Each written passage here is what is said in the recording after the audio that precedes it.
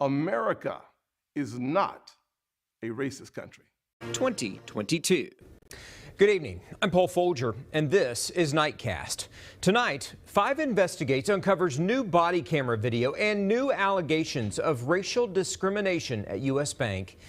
Millions of people watched this video of Joe Morrow, handcuffed and accused of fraud when he tried to cash his paycheck at U.S. Bank in Columbia Heights. After investigative reporter Eric Rasmussen broke that story in December, U.S. Bank's CEO eventually apologized and pledged to do better. But since then, Eric, you found U.S. Bank is at the center of more complaints from black customers and even black employees.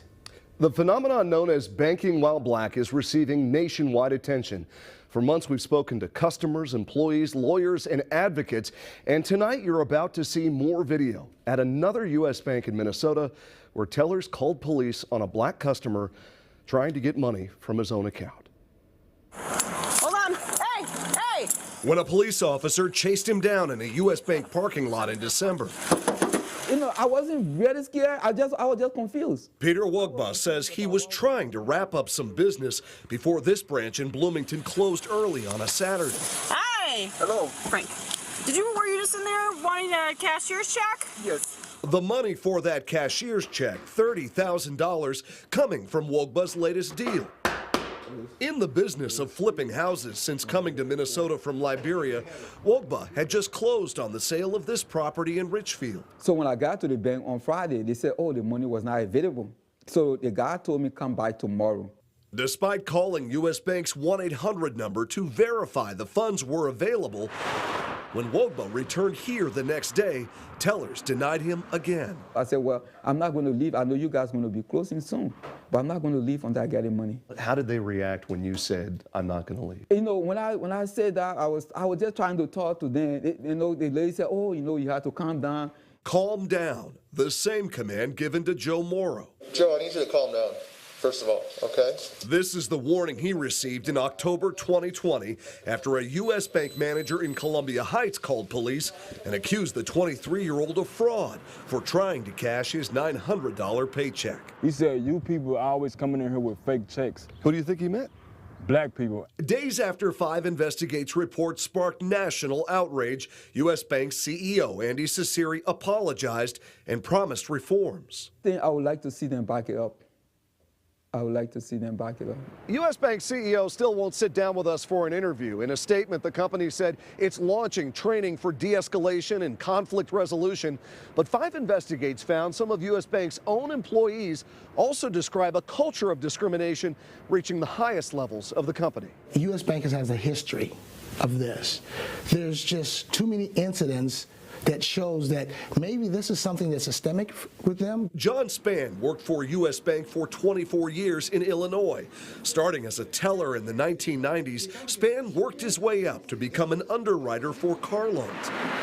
He reported harassment and racial discrimination to U.S. Bank Human Resources, describing in a complaint what a new manager said to him after taking over his region in 2018. Every weekend, and I'm telling you, every Friday before the weekend, he would stop by my desk and say, don't go to jail and don't beat your wife. Spann even reached out to U.S. Bank's CEO in response to this company-wide email after the police killing of George Floyd.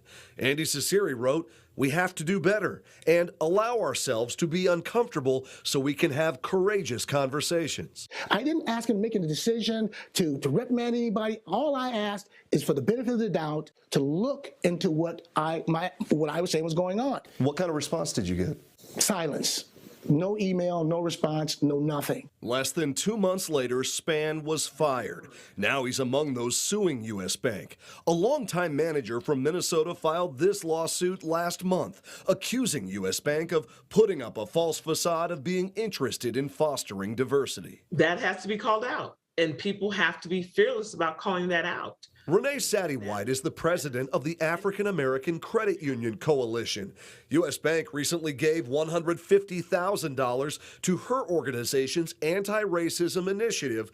But Sattywhite says she's saddened by the cases uncovered by 5 Investigates. What saddens me is that it could be any of the top banks. I'm a trainer by trade, so that's what I do. The fight or the conversation usually is it a training issue or do they have to have it in their DNA?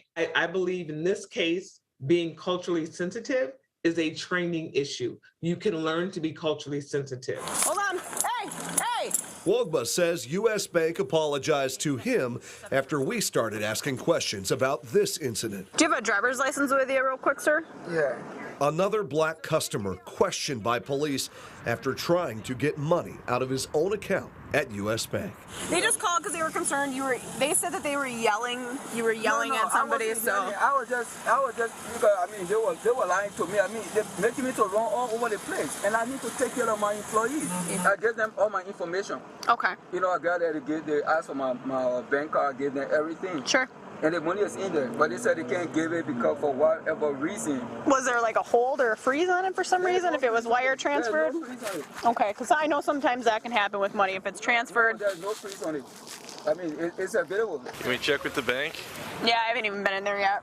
Bank records confirm there was more than enough money available for that $30,000 withdrawal. I don't know what the confusion was, but it didn't go well apparently. And No, I mean, I was a little upset because, tell me the truth. Tell me, okay, where should I go? If you can't sign the money because... I don't know much about banking. You're free to leave, though? Less than 15 minutes later, Wogba got his cashier's check from another U.S. Bank branch in Bloomington. You look back on it, I mean, do you feel like you did anything wrong? I didn't think I did anything wrong. I'm sorry to say, if it was a white person, that person was going to be treated differently than me. You think so? I think so. Now he's calling on U.S. Bank to live up to the higher standards it so recently promised. I think we all have to look within ourselves and see, how, think about how you want to be treated. We've been asking U.S. Bank about Peter Wogba's experience for weeks now. Yesterday afternoon, a spokesperson followed up and said the bank's internal review found a, quote, inconsistency in how it handles paying out money to customers after they get a wire transfer. They added Wogba should not have had to go to another branch for that cashier's check, and they said they regret the frustration it caused. Wogba told me he's still considering legal action and is now looking for a new bank to handle his business accounts, Paul. Okay, Eric, so let me ask you this. Your first story about what happened at the U.S. Bank in Columbia Heights continues to get a lot of reaction. Any updates in that case?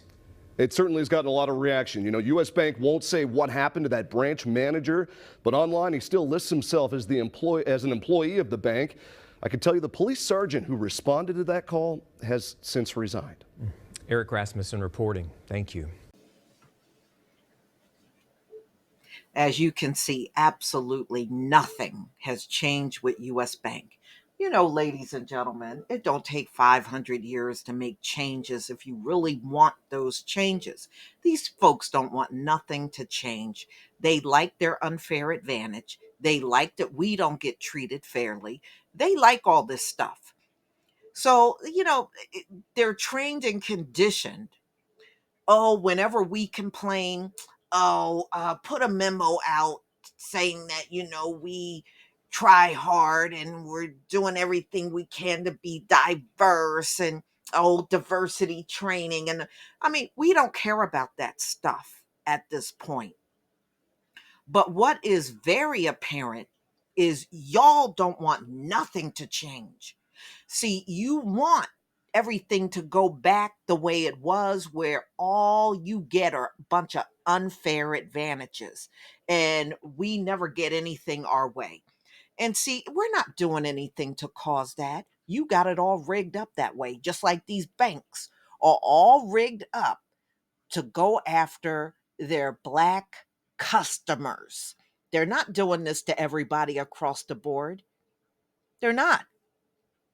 See, if it's all about you going back to the way it was and things just continue on as they do, then I'm glad it's not going back to the way it was.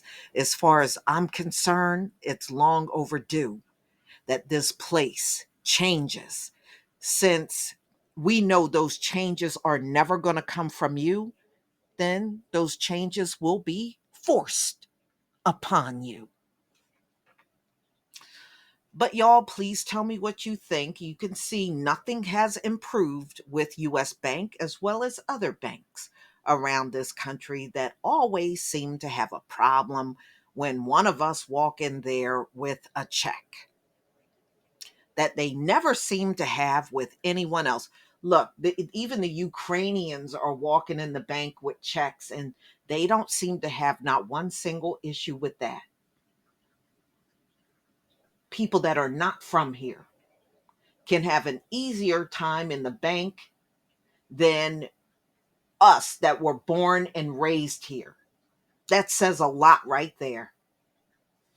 Please leave your comment and subscribe. Don't forget to hit on the notification bell.